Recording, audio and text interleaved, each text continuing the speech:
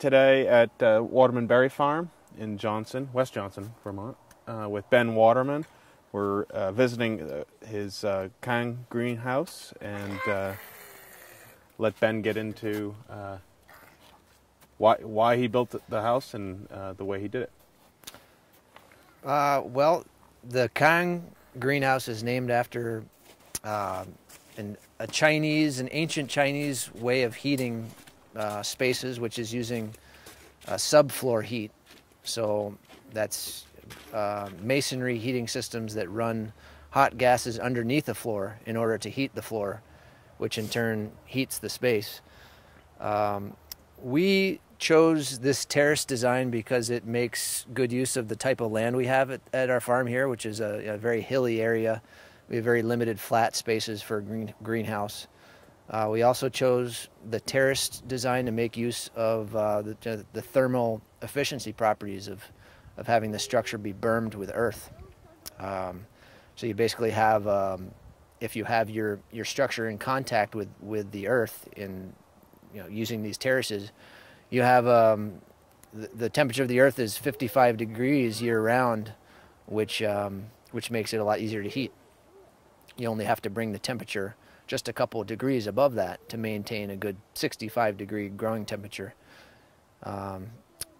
This greenhouse is going to be primarily for winter raspberries and fish, which we intend to have as a winter time operation. So it's kind of bring a balance to our time management here on the farm. We have a lot more time in the winter for production activities, a lot less time during the March to October season. So this will enable us to still produce food February or even January through May. So one of the key features of the greenhouse is a central cordwood-fired heater, and you just described that a little bit and how it all comes together. Yeah, the heating system is just a basic variation of a conventional masonry heater system, where the basic concept is you have an extremely hot fire built up in the firebox. The temperature of a fire in a conventional wood stove would get to be about 600 degrees Fahrenheit, whereas if you have your firebox built in refractory concrete or fire brick, you can get temperatures of your fire upwards of 1800 degrees. So you're capturing a lot more heat from the burn of the wood. And then in the Callahan design, in the Chinese subfloor masonry heat design, you have the hot gases exiting the firebox. So that'll be right here into another terrace that's going to be built right here. And you have those hot gases distributed underneath the floor. And the heat of the gases is transferred into the concrete material of the floor, which in turn heats the greenhouse.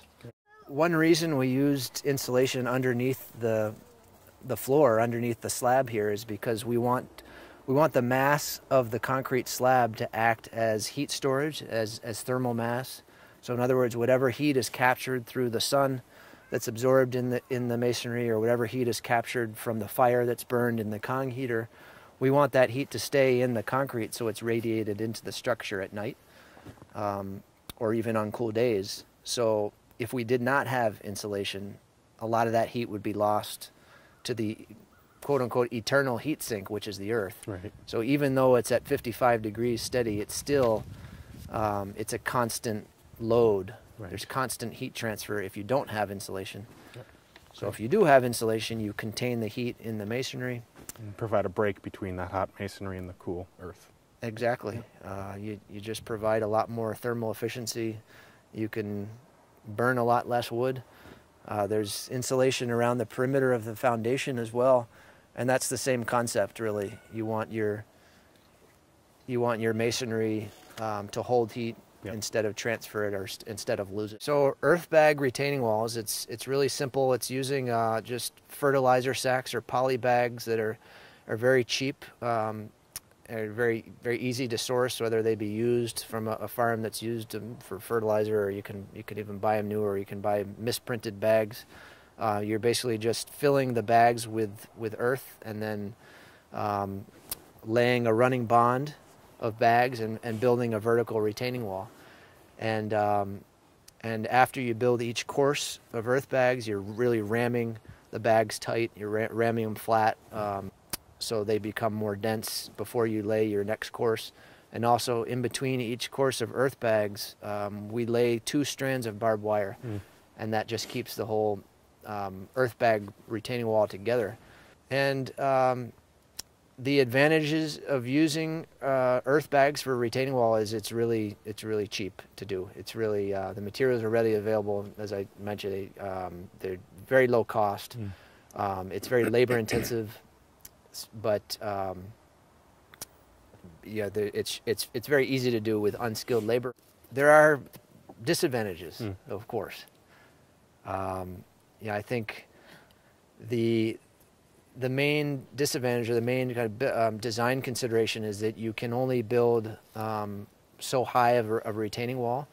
The earth bag walls are unless you build them 2 bags thick or 2 or 3 bags thick at the base, they're not going to be able to retain a lot of weight relative to concrete blocks or some kind of sophisticated and expensive retaining wall system. One thing that we've learned is that drainage is absolutely critical to install behind the wall, beneath the first course, and that's to prevent hydrostatic pressure from building up behind the wall and pushing out the bottom of the wall. So if you have that drainage, you drain away the water, the earth stays dry and stays in place. It's a lot easier for the bag wall to retain. The other drawback is that the earth bag walls alone don't serve as a wall. You have to, or you don't have to, but if you want the wall to remain to have its integrity intact, you need to stucco it. You need to form some kind of concrete or plaster skin. It's good to reinforce that skin with metal lath. We use rebar in some cases, or chicken wire, or metal diamond lath. And you need to get that lath or that skin on, that plaster skin on pretty quickly, because the ultraviolet light, the sunlight degrades the earth bags. And that also gives you an opportunity to tint the stucco as well. You can do something lighter tone to reflect solar radiation, or you can go with something darker to absorb it, right? Yeah, exactly. Yeah, you can go very white. You can go do a complete whitewash on your finished layer of your plaster, and that's to reflect light back into the greenhouse. Or on some of these lower terraces where there's no plants, there's going to be nothing growing down in the bottommost terrace. That's just for walking room. So we're going to be stuccoing that surface in a thick black skin of plaster, and that's going to be absorbing heat and then radiating that heat back out at night. I mean, the general advantage, I think, as we mentioned, is that you can use a lot less heat. We did some energy modeling, and for this earth berm greenhouse, or this greenhouse built into this hillside, is going to be using 1/4 of the heat that we normally use for just a conventional plastic hoop house or greenhouse structure. You're really taking advantage of the earth, the latent heat that's in the earth.